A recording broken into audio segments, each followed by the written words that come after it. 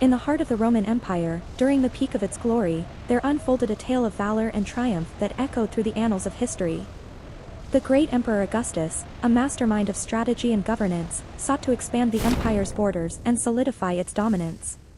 In the year 15 BCE, the Roman legions, under the command of the brilliant general Titus Aurelius, embarked on a daring campaign to conquer the wild and untamed lands of Germania. The dense forests and treacherous terrain posed a formidable challenge, but the Romans, disciplined and indomitable, pressed forward with unwavering determination. As they delved deeper into the heart of the Germanic wilderness, the legions faced fierce resistance from the tribes that called the region home. The air crackled with tension as the Romans clashed with the ferocious Germanic warriors, their blades glinting in the dappled sunlight that filtered through the thick canopy. General Titus Aurelius, a stoic figure with a laurel wreath atop his battle-hardened brow, led his troops with strategic brilliance. His eyes, ablaze with the fire of leadership, surveyed the unfolding chaos. The Roman legions, clad in gleaming armor that reflected the glory of Rome, formed an unyielding wall against the onslaught of the barbarian hordes. The Battle of Teutoburg Forest became a clash of civilizations, an epic struggle between the disciplined might of Rome and the untamed ferocity of Germania. The very air vibrated with the clash of steel, the thunderous roars of combat, and the anguished cries of the wounded. It was a symphony of war, with each clash of weapons adding a haunting note to the composition. Amidst the chaos, General Titus Aurelius found himself locked in single combat with the towering chieftain of the Germanic tribes, a behemoth of a warrior whose very presence struck fear into the hearts of his foes. The two commanders clashed like titans, their swords dancing in a deadly ballet of skill and determination. The fate of the battle seemed to hang in the balance. In a moment that would be recounted in countless tales around Roman campfires, Titus Aurelius, with a surge of unparalleled strength, disarmed the chieftain and brought him to his knees. The forest fell silent as the defeated chieftain, a symbol of Germanic resistance, looked up at the Roman general with a mix of defiance and admiration. The Battle of Teutoburg Forest ended in a resounding victory for Rome. The legions, though weary and bloodied, stood triumphant amidst the fallen foes and the dense shadows of the ancient trees. The wild lands of Germania were brought under the shadow of the Roman eagle, and the glory of Rome echoed through the ages as a testament to the indomitable spirit of its legions. The laurel wreath atop General Titus Aurelius' head gleamed with the luster of victory, and the tale of the great battle became a cornerstone of Roman lore, a story told with pride in every corner of the mighty empire. The news of the Roman triumph at the Battle of Teutoburg Forest reverberated throughout the empire, reaching the ears of Emperor Augustus himself. The mighty legions returned to Rome in a grand triumphal procession, the spoils of war displayed for all to see. The streets echoed with the cheers of the people, praising the valor of their conquering heroes. Emperor Augustus, seated upon his golden chariot, watched as the victorious legions marched beneath the triumphal arches. Crowds gathered in the forum, their eyes fixed on the parade of captured standards, plundered treasures, and the defeated Germanic chieftain, now bound in golden chains. In a moment of unparalleled grandeur, General Titus Aurelius approached the emperor, his armor adorned with the laurels of victory.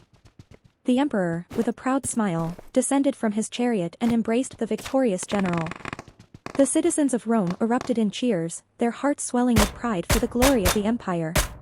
As a reward for his exceptional leadership, Emperor Augustus granted Titus Aurelius the honor of a triumphal march through the streets of Rome. The city was bedecked in lavish decorations, and the air was thick with the sweet scent of burning incense.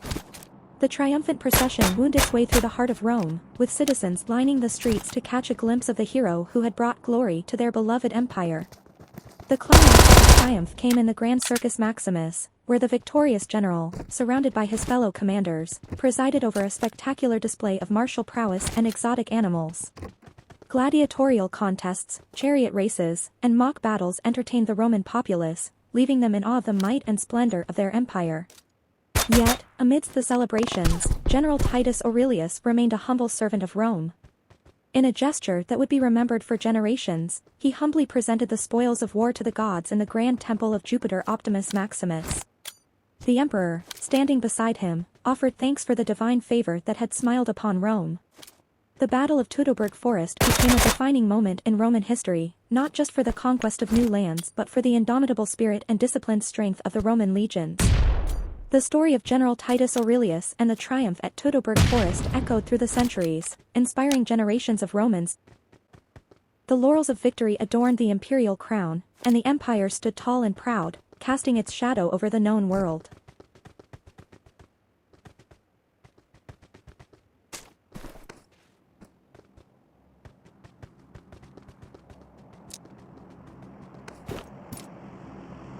The ancient Romans were known for their innovative engineering, and one of their impressive achievements was the construction of the Roman roads. The Romans built a vast network of roads spanning over 50,000 miles, 80,000 kilometers, at the peak of the empire. These roads played a crucial role in facilitating communication, trade, and the movement of armies across the vast Roman territories. The famous saying, "All roads lead to Rome," reflects the central hub of the Roman road system, which radiated from the capital to various parts of the empire.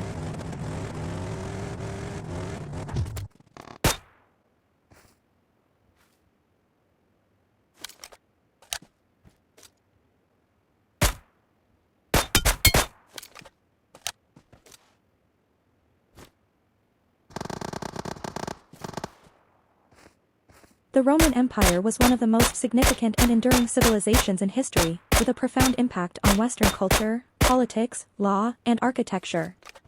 Here are some key points about the Roman Empire. 1. Rise of Rome. The city of Rome was traditionally founded in 753 BCE, and the Roman Republic was established around 509 BCE after the overthrow of the Roman monarchy.